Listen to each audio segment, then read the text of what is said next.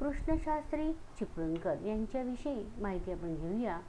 19व्या शतकाच्या मध्यावर मराठीला दर्जेदार छंदबद्ध रचनांनी अलंकृत करण्याचे कार्य ज्यांनी केले त्यात कृष्णशास्त्री चिपळूणकर यांचे नाव आदराने घेतले जाते. पुण्याच्या संस्कृत पाठशाळेत शिक्षण घेतलेल्या कृष्णशास्त्री चिपळूणकर यांनी पुढे पूना कॉलेजमधून इंग्रजीचेही शिक्षण पूर्ण केले आणि 1852 ते अनुवादक म्हणून सरकारी नोकरीत रुजू झाले. त्याच वर्षी त्यांनी सॉक्रेटिसचे चरित्र हे अनुवादित पुस्तक लिहिले. त्यानंतरच्या काळात त्यांनी पुणे पाठशाळेत सहाय्यक प्राध्यापक, दक्षिण प्राईज कमिटीचे चिटणीस, पुना ट्रेनिंग कॉलेजचे प्राचार्य, reporter on the native press अशा पदांवर काम केले. एकीकडे त्यांची ही कारकीर्द सुरू असतानाच त्यांच्या हातून निरनिराळ्या प्रकारांची ग्रंथरचना झाली. थोडक्यात त्या विद्यार्थी मित्रांनो की कृष्णशास्त्री चिपळूणकर 1824 जन्म आणि 1878 मृत्यू. भाषांतरकार, रसिक पंडित, मराठी व्याकरणावरील निबंध व ग्रंथ परीक्षणे त्यांच्या चिकित्सक बुद्धीचे आपल्याला दर्शन घडवतात. पद्य रत्नावलीत त्यांनी मेघदूताचा रसाळ अनुवाद केला आहे. तसेच अरबी भाषेतील सुरस व चमत्कारिक गोष्टी, रासेलस ही सॅम्युएल जॉन्सन यांची तत्वप्रधान कादंबरी, सॉक्रेटिसचे चरित्र आणि अर्थशास्त्र परिभाषा ही त्यांच्या अनुवाद कौशल्याची उदाहरणे आहेत. अनेक विद्या मूलतत्व संग्रह या ग्रंथावरून त्यांची शास्त्रीय लेखन सुगम करून सांगण्याची हातोटी आपल्याला प्रत्ययास येते. तर विद्यार्थी मित्रांनो, जी आपण आज कविता पाहणार आहोत त्या कवितेचं नाव आहे विद्याप्रशंसा. या कवितेत कवीने विद्येची थोरवी सांगितली आहे.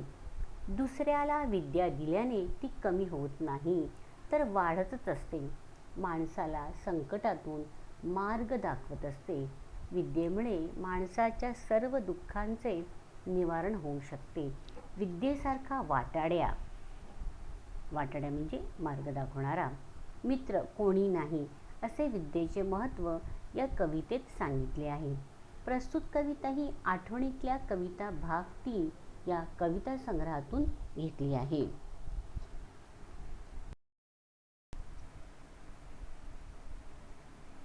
आता आपण कवितेचं वाचन करणार आहोत. विद्येनेच मनुष्या आले श्रेष्ठत्व या जगामाजी, न दिसे एकही वस्तू विद्येनेही असाध्य आहे जी. देऊनी किंवा भोगुनी उणे न होता सदैव वाढतसे, ऐसे एकच विद्याधन अद्भुत गुण न हा दुजात वसे. नानाविध रत्नांची कणकांची असती भूषणे फार, परी विद्यासम एकही शोभादायक नसे अलंकार. या साऱ्या भुवनी हितकर विद्येसारखा सखा नाही, अनुकूळ ती जयाला नित्य तयाला उणे नसे काही. गुरुपरी उपदेश करी संकट समयी उपायही सुचवी, चिंतित फळ देऊन या कल्पतरू परी मनोरथा पुरवी. या परी सकल सुखे जी देई, दुःखे समस्त जीवारी. त्या विद्या देविते अनन्य भावे, सदा भजा भारी. विद्यार्थी मित्रांनो, आज आपण विद्या प्रशंसा म्हणजेच विद्येची महती, ज्ञानाची थोरवी, विद्येची स्तुती या कवितेमध्ये पाहणार आहोत, शिकणार आहोत. पहिल्या कडव्याचा अर्थ पाहूया आपण. विद्येनेच मनुष्या आले श्रेष्ठत्व या जगामाजी. बघा, या जगामध्ये मनुष्याला जे श्रेष्ठत्व प्राप्त झालं आहे, मनुष्य प्राण्याला इतर प्राण्यांच्या तुलनेने, बघा इतर प्राण्यांनी कोणतीही प्रगती केलेली नाही आहे, बरोबर की नाही. परंतु मनुष्य प्राण्याने आपल्या बुद्धीच्या जोरावर, बरोबर की नाही, ज्ञानाच्या बळावर अनेक क्षेत्रामध्ये त्यांनी काय केलेली आहे, प्रगती केलेली आहे. अश्मयुगापासून तो आजपर्यंतचा आपण प्रवास बघितला तर मानव प्राण्याने सर्व क्षेत्रामध्ये काय केलेली आहे, ती प्रगती केलेली आहे ती केवळ एकाच्या जोरावर, ती म्हणजे विद्येच्या जोरावर. आणि म्हणूनच कवी म्हणतात या जगामध्ये माणसाला श्रेष्ठत्व आले आहे. बरोबर आहे की नाही. इतर प्राण्यांपेक्षा जे श्रेष्ठत्व यश प्राप्त झाले आहे, लाभले आहे, ते केवळ विद्येमुळेच. न दिसे एकही वस्तू विद्येनेही असाध्य आहे जी, म्हणजे अशी एकही वस्तू, बरोबर ना, असाध्य म्हणजे प्राप्त न होणे, विद्येच्या जोरावरच, या विद्येच्या बळावरच, बरोबर की नाही, विद्येमुळेच मनुष्याला सगळ्या गोष्टी, सर्व सुखे तो प्राप्त करू शकतो, ते केवळ विद्येमुळेच. आणि म्हणूनच कवी म्हणतात न दिसे एकही वस्तू विद्येनेही असाध्य आहे जी, म्हणजे विद्येच्या जोरावर आज मानवाने सर्व क्षेत्रात प्रगती केली आहे, संशोधन केलेलं आहे, बरोबर आहे की नाही. आणि त्याच्यामुळे त्या विद्येच्या बळावरच माणसाला अशी कोणतीही गोष्ट अशक्य ही अशी राहिलेली नाही आहे, असाध्य म्हणजे मिळणार नाही, प्राप्त होणार नाही अशी राहिलेली नाही आहे. सर्व गोष्टी तो विद्येमुळेच प्राप्त करू शकत आहे. देऊनी किंवा भोगुनी उणे न होता सदैव वाढतसे, ऐसे एकच विद्याधन अद्भुत गुण न हा दुजात वसे. या कडव्यामध्ये कवीने विद्येचा एक इतर धनांच्या तुलनेने, विद्यारूपी जे धन आपल्याकडे असतं त्या विद्येच्या धनांमध्ये एक अद्भुत गुण असतो. तो कोणता असतो? आता इतर धनं कोणती असतात आपल्याकडे? आपली संपत्ती आहे, आपली जमीन जुमला असतो, बंगला असतो, जागा असते, बरोबर आहे की नाही, आपल्याजवळ पैसा असतो. परंतु या सगळ्या धनांच्या तुलनेमध्ये विद्या जे धन आपल्याजवळ असतं, जे आपण अनेक प्रकारे विद्येचं धन आपण जे मिळवतो. आता विद्येचे धन तुम्ही कसं मिळवता? तुम्ही शाळेत जाता, बरोबर आहे की नाही, शाळेत तुम्ही शिक्षण घेता, शिक्षक तुम्हाला शिकवतात, त्याच्यानंतर पुस्तकांचं वाचन करता, अनेक ग्रंथ वाचन करता. आणि आज तर आपण म्हणतो आहे या, बरोबर आहे की नाही, आज ऑनलाईन शिक्षणामध्ये सुद्धा आम्ही तुम्हाला ज्ञान देत आहोत. शाळा जरी बंद असल्या तर तुमचं ज्ञान देण्याची प्रक्रिया, आम्ही ज्ञान देण्या घेण्याची प्रक्रिया ही चालू आहे. शिक्षणामध्ये कधीही आपण खंड पाडलेला नाही. आजच्या या युगामध्ये, बरोबर आहे की नाही, संगणकाच्या युगामध्ये तर अनेक गोष्टी, बरोबर आहे की नाही, तुम्ही जर यूट्यूबवर गेलात, गुगलमध्ये गेलात, तर तुम्हाला प्रत्येक क्षेत्राचं ज्ञान हे मिळत असतं. तर अशा प्रकारे देऊनी किंवा भोगुनी उणे म्हणजे कमी होत न होता सदैव वाढतसे, म्हणजे कवी म्हणतात की ज्ञान किंवा विद्या अशी गोष्ट आहे की जी दुसऱ्याला दिल्याने, बरोबर ना, दुसऱ्याला दिल्याने, म्हणजे मी माझ्याजवळचं ज्ञान, माझ्याजवळची जे काही माहिती आहे, तुम्हाला ज्ञान आहे, विद्या आहे, तुम्हाला मी जेव्हा देते तेव्हा तुमच्यामध्ये, बरोबर ना, तुमच्यामध्ये ती वाढ होते, तुम्ही घेता आहेत, बरोबर ना, तुमचं ज्ञान वाढलं. आणि परंतु मी दिल्याने तुम्हाला माझ्यामध्ये कमी झालेलं नाही ज्ञान, हे लक्षात घ्या. आणि हे अद्भुत ज्ञान का आहे? समजा माझ्याजवळचे पैसे मी तुम्हाला दिले तर काय होणार आहे? माझ्याजवळचे पैशामध्ये कमी होणार, माझ्याजवळचे पैसे कमी होणार आणि तुमच्याजवळ ते वाढणार तुम्हाला दिल्यामुळे. परंतु ज्ञान किंवा विद्या अशी गोष्ट आहे की दुसऱ्याला दिल्याने किंवा आपण ती स्वतः उपभोगल्यामुळे सुद्धा कधी वजा होत नाही. आता स्वतः उपभोगल्याने म्हणजे काय? माझ्याजवळची एखादी संपत्ती आहे, पैसा आहे, तुम्ही खर्च केला, बरोबर आहे की नाही, त्याचा उपभोग घेतला, मी त्या पैशाचा उपभोग घेतला, मी शॉपिंग केली, मी खरेदी केली, बरोबर आहे की नाही, तर काय होणार? माझ्याजवळचा पैसा संपणार, मी स्वतः उपभोगला येतो, बरोबर ना, त्याच्यामध्ये वाढ होणार नाही. परंतु माझ्याजवळचं ज्ञान मी जेव्हा स्वतः उपभोगते आहे, बरोबर आहे की नाही, आणि ते दुसऱ्यांना जेव्हा देते आहे तेव्हा दुसऱ्याला दिल्याने आणि स्वतः उपभोगल्यामुळे ज्ञान किंवा विद्या कधीही कमी होत नाही, उलट ती सतत वाढतच असते. ऐसे एकच, आणि म्हणूनच काही म्हणतात की ऐसे एकच विद्या धन, असं एकच हे धन आहे इतर धनांच्या तुलनेने. ते कोणतं धन आहे? विद्या हे असं एक धन आहे. अद्भुत गुण हा ज्याच्यामध्ये आहे तो दुसऱ्यामध्ये कुठल्याही धनामध्ये दिसत नाही. हा अद्भुत गुण कोणता? की ते विद्या किंवा ज्ञान हे अशी गोष्ट आहे की जी दुसऱ्याला दिल्याने किंवा स्वतः उपभोगल्यामुळे कधीही वजा होत नाही, कमी होत नाही, उलट ती सतत वाढतच राहते. नानाविध रत्नांची कनकांची असती भूषणे फार. आता भूषणे म्हणजे काय? अलंकार, दागिने. बघा वेगवेगळ्या रत्नांची, रत्न, माणिक, मोती, बरोबर की नाही, पाचू, बरोबर नाही, यांची आपण वेगवेगळे काय करतो? अलंकार वापरत असतो. आणि कनकांची, कनक म्हणजे सोनं, सुवर्ण, सुवर्णांची, सोन्याचे सुद्धा आपण अनेक अलंकार, दागिने वापरत असतो. का वापरतो हे आपण दागिने? का परिधान करतो? तर आपल्या सौंदर्यामध्ये वाढ व्हावी म्हणून. चार माणसात आपण कसं उठून दिसेल आणि म्हणून काय करतो आपण? वेगवेगळ्या प्रकारचे सोन्याचे, बरोबर ना, चांदीचे, रत्नांचे, मोत्यांचे दागिने आपण, बरोबर ना, परिधान करत असतो, घालत असतो आणि आपल्या सौंदर्यामध्ये आपण वाढ करत असतो. परंतु विद्यार्थी मित्रांनो, इथे विद्या असा हे अलंकार आहे. बघा आपण म्हणतो विद्या विनयीन शोभते, असं म्हणतो की नाही आपण, की विद्या हा असा एक अलंकार आहे, त्या विद्यामुळे आपण चार माणसात, बरोबर ना, शोभून दिसतो.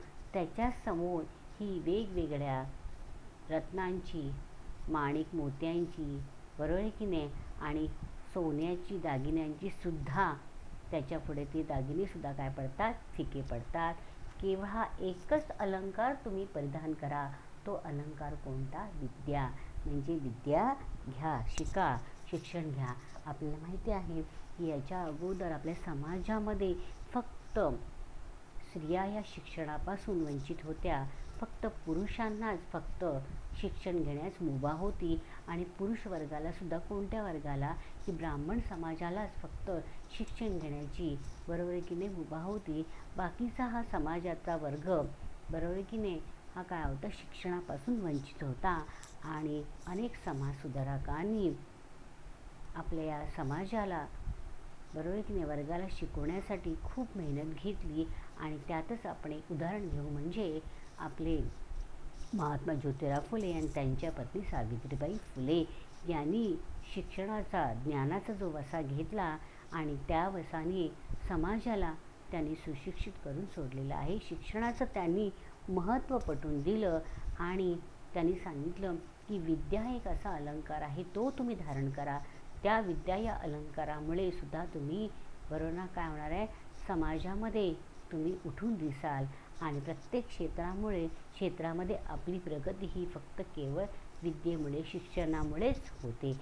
आणि म्हणून विद्यार्थी मित्रांनो, शिक्षण घेत राहा. प्रत्येक क्षेत्राचं योग्य प्रकारे शिक्षण घेणं हे महत्त्वाचं असतं. त्यातच तुम्ही, आणि त्या प्रकारे तुम्ही त्या क्षेत्रामध्ये जाल, त्या क्षेत्राचं तुम्ही योग्य जेव्हा शिक्षण घ्याल, तेव्हाच तुम्हाला त्यातलं कौशल्य प्राप्त होतं आणि तुम्ही चार माणसात उठून दिसता. कारण की त्या शिक्षणामुळे, त्या विद्येमुळे आपल्याला योग्य प्रकारचं माहिती आपल्याला सांगता येते. आणि म्हणूनच कवी म्हणत आहे की जगामध्ये तऱ्हेतऱ्हेचे निरनिराळ्याचे अशी रत्न आहेत, हिरे, माणके, मोती, सोने यांचे अलंकार आहेत, पण विद्येसारखा शोभिवंत असा एकही अलंकार नाही. आणि म्हणून विद्या अलंकार हा एकमेव आणि अद्वितीय आहे, तोच तुम्ही धारण करा. म्हणजे शिक्षण घ्या, ज्ञान घ्या. मग ते ज्ञान आपल्याला शाळेमध्ये शिक्षक देतात, गुरु देतात आणि आपण अनेक प्रकारचं वाचन, पुस्तकांचं वाचन करतो, ग्रंथाचं वाचन करतो. परंतु ते वाचन करून ते ज्ञान घेणं ते खूप महत्त्वाचं आहे. आणि विद्येने तुम्ही काय व्हा? सुशोभित व्हा. तो विद्यारूपी अलंकार तुम्ही कायम धारण करा. आणि हे लक्षात घ्या, आणखी हे ज्ञान घेण्याचं प्रक्रिया कधीही संपत नाही. आपलं ज्ञान घेणं, शिक्षण घेणं हे कायमस्वरूपी चालूच असतं, हे चालूच राहणार आहे. या साऱ्या भुवनी हितकर, बघा भुवनी म्हणजे या पृथ्वीतलावर, या जगावर, या भुवनी म्हणजे या पृथ्वीतलावर हितकर विद्येसारखा सखा नाही. म्हणजे विद्येसारखा मित्र तुमचा दुसरा कोणी नाही. म्हणजे एखाद्या वेळी तुम्हाला काही अडचण आली, बरोबर की नाही, त्या अडचणीतून तुम्ही मार्ग कसा काढायचा, त्या मार्ग विचारण्यासाठी, तो उपाय मिळवण्यासाठी तुम्ही एखाद्या मित्राला तुमच्या विचारलात, तो मित्र तुम्हाला योग्य प्रकारे मार्गदर्शन करेलच याची काही शाश्वती नाही. कारण का, त्या मित्राबद्दल तुमच्या मनामध्ये म्हणजे तुम्ही त्याला एखादा मार्ग विचारल्यानंतर तुमच्याविषयी त्याच्या मनामध्ये काही राग असेल, द्वेष असेल, बरोबर ना, तुम्हाला योग्य मार्गदर्शन करेलच याची काही शाश्वती नसते. परंतु जर तुमच्याजवळ ज्ञान असेल किंवा पुस्तकाच्या रूपाने, ग्रंथाच्या रूपाने तुम्हाला अडलेल्या प्रश्नांवर, संकटावर मात करण्यासाठी तुम्ही उपाय शोधला, तर त्या पुस्तकातून तुम्हाला नक्कीच त्याच्यावर उपाय सापडेल, बरोबर की नाही. परंतु तुमच्या मित्राकडूनच तुम्हाला योग्य दिशा मिळेल अशी काही शाश्वती आपण देऊ शकत नाही. आणि म्हणूनच कवी म्हणतायत, या पृथ्वी तलावर सर्व जगात विद्येसारखा तुमचं कल्याण करणारा, शुभ चिंतणारा असा मित्र नाही.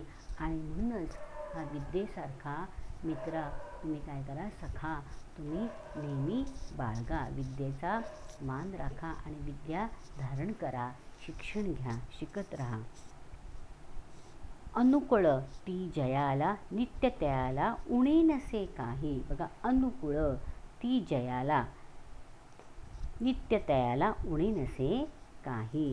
म्हणजे म्हणूनच म्हणतो आपण की पुस्तक, बरोबर की नाही, आपले हे काय आहेत, ग्रंथ हेच आपले काय आहेत, गुरु आहेत. ज्याला विद्या अनुकूल आहे, बघा, अनुकूल ती त्याला, ती म्हणजे कोण, विद्या. ज्याला विद्या अनुकूल आहे, विद्या अवगत आहे, शिक्षण अवगत आहे, ज्ञान ज्याच्याजवळ आहे, नित्य म्हणजे नेहमी, तयाला उणे नसे काही, म्हणजे त्याला कधीही कोणत्या बाबतीमध्ये कमतरता राहत नाही.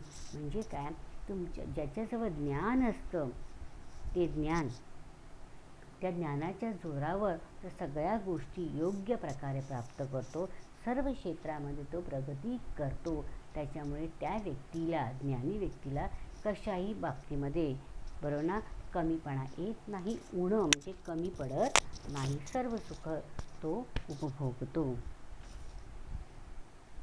गुरुपरी, बघा, गुरुपरी उपदेश करी. गुरु, बरोबर ना, ग्रंथ हेच गुरु म्हणतो आपण. म्हणजे पुस्तकं हे आपले मित्र आहेत, पुस्तके हे आपले गुरु आहेत. कारण की या पुस्तकाच्या रूपाने, ग्रंथाच्या रूपाने आपल्याला चांगले विचार समजतात, चांगली योग्य प्रकारची माहिती मिळते. आणि म्हणून गुरु हे आपले गुरु कोण आहेत, पुस्तकं, आपले ग्रंथ हे गुरु आहेत. आणि म्हणूनच संकट समयी उपाय सुचवी, म्हणजे तुमच्याजवळ जे ज्ञान आहे, त्या ज्ञानाच्या जोरावर तुम्ही संकटाला सुद्धा काय करता, सामोरं जाता. त्या संकटाला कशी मात करायची यावर तुम्हाला उपाय कोण सुचवतं, तुमच्याजवळ असलेलं योग्य प्रकारचं ज्ञान. आणि मग योग्य प्रकारचं ज्ञान मिळवणं खूप महत्त्वाचं आहे. चुकीची पुस्तकं वाचणं, बरोबर ना, ते महत्त्वाचं नाही आहे. पुस्तकं योग्य प्रकारे, चांगल्या व्यक्तींची पुस्तकं, ज्याच्यातनं आपल्याला चांगल्या 4 गोष्टी समजतील, योग्य प्रकारचे समजतील, अशी चांगली पुस्तकांचं वाचन करा, ग्रंथांचं वाचन करा आणि योग्य गुरूंकडून ज्ञान घ्या. गुरुसुद्धा योग्य असावा लागतो. आणि म्हणूनच हे योग्य प्रकारचं ज्ञान तुम्हाला कोण देतं, तुमचे शिक्षक तुम्हाला देत असतात, बरोबर आहे की नाही. पुस्तकाच्या रूपाने, ग्रंथाच्या रूपाने तुम्हाला ज्ञान, विद्या मिळत असते. आणि म्हणूनच ही विद्या ही गुरुप्रमाणे तुम्हाला काय करतात, उपदेश करतात. संकटांतून मार्ग काढण्याचं कामसुद्धा तुम्हाला विद्या करत असते, ज्ञान करत असतं. चिंतित फळ देऊन या कल्पतरू परी मनोरथा पूर्वी. बघा, कल्पतरू म्हणजे काय, एक असं एक काल्पनिक वृक्ष आहे असं म्हटलं जातं. त्या वृक्षाच्या खाली जर आपण बसलो आणि जी इच्छा आपण व्यक्त केली, ती इच्छा आपली ते कल्पवृक्ष काय करतं, पूर्ण करतं. मनोरथ, मनातली इच्छा, स्वप्न आपल्याला ते झाड, वृक्ष पूर्ण करतं. आणि त्याचप्रमाणे ज्ञानामुळे आपली काय होतं, विद्यामुळे आपल्या सर्व इच्छा काय होतात, पूर्ण होतात.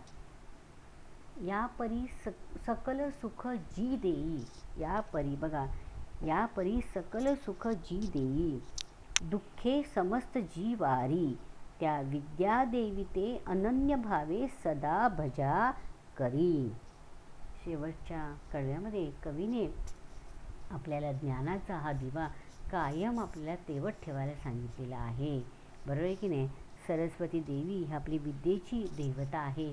त्या देवीचं आपल्याला माहिती आहे, आपण दसऱ्याला बघा पाठीपूजन करतो, सरस्वती देवीची उपासना करतो, सरस्वती देवीची आपण पूजन करतो. सरस्वती देवी ही विद्येची देवता आहे. या परी सकल सुख जी देई, अशा प्रकारे सकल म्हणजे सर्व सुख देणारी व दुःख समस्त जीवारी, दुःख हरण करणारी कोण आहे? ती म्हणजे विद्या देवता आहे. ही विद्या देवता म्हणजे विद्येच्या बळावर, विद्यार्थी मित्रांनो, तुमच्या विद्येच्या बळावर, शिक्षणाच्या बळावर तुम्ही सर्व क्षेत्रामध्ये प्रगती करता. तुम्ही ज्या क्षेत्रात जाल त्या क्षेत्रामध्ये योग्य प्रकारचं तुम्ही ज्ञान प्राप्त केल्यानंतर तुम्ही उच्च पदावर पोहोचता. बरोबर ना? सर्व चार लोकांमध्ये, समाजामध्ये तुमचं नाव तुम्ही कमवता, सर्व सुख तुम्हाला प्राप्त होत आहेत. बरोबर आहे की नाही? आणि म्हणूनच कवी म्हणतायत की विद्या देवता अशी देवता आहे की सर्व सुख देणारी ती देवता आहे आणि सर्व दुःखांचं हरण करणारे सुद्धा कोण देवता आहे? विद्या ही देवता आहे. अशी विद्येची देवतेचं आपण काय केलं पाहिजे? विद्या देविते अनन्य भावे सदा भजा भारी, म्हणजे सदैव तिचं काय करा? भजा म्हणजे पूजा. आता पूजन करा म्हणजे काय? तुम्ही पुस्तकांचं वही पुस्तकं ठेवलात तुम्ही दप्तरातनं काढून तुमच्या आणि नेहमी त्याला हळद कुंकू वाहिलात रोज, तर तसा अर्थ नाही आहे त्याचा. विद्येच्या देवतेचं स्मरण करा, तिला भजा, तिचा पूजा करा. म्हणजे काय? पूजा करा म्हणजे काय? मनातल्या मनात तिचं स्मरण करा, ते विद्याचं ग्रहण करा, नेहमी अभ्यास करा, ज्ञान मिळवत राहा, असं म्हणायचं आहे. भजा म्हणजे पूजा, पूजा करा, उपासना करा. तर उपासना ही कशी करायची आहे विद्यादेवतेची? जेव्हा तुम्ही नेहमी सतत अभ्यास करा, प्रामाणिकपणे तुम्ही ज्या क्षेत्रामध्ये जाल त्या क्षेत्रातलं योग्य प्रकारे ज्ञान मिळवाल, माहिती मिळवाल, बरोबर की नाही? तीच खरी विद्यादेवतेची काय होईल? उपासना होईल. त्या विद्यादेवीची काय होईल? पूजा होईल. आणि म्हणून विद्यार्थी मित्रांनो, या विद्या देवतेची नेहमी मनोभावे उपासना करा. बघा, मनोभावे, मनापासून उपासना करा. तिला रोज पुस्तकांना आणि वह्यांना तुम्ही बरोबर ना हळद कुंकू वाहून, फुलं वाहून त्याची पूजा केली म्हणजे त्या विद्या देवीचं उपासना केल्यासारखं होणार नाही. तिची उपासना कशी करायची आहे तुम्हाला? तर नेहमी काय करा? त्या विद्येला ग्रहण करा, विद्या शिका, ज्ञान मिळवा, सतत शिकत राहा, सतत नेहमी प्रामाणिकपणे अभ्यास करा. धन्यवाद विद्यार्थी मित्रांनो, धन्यवाद.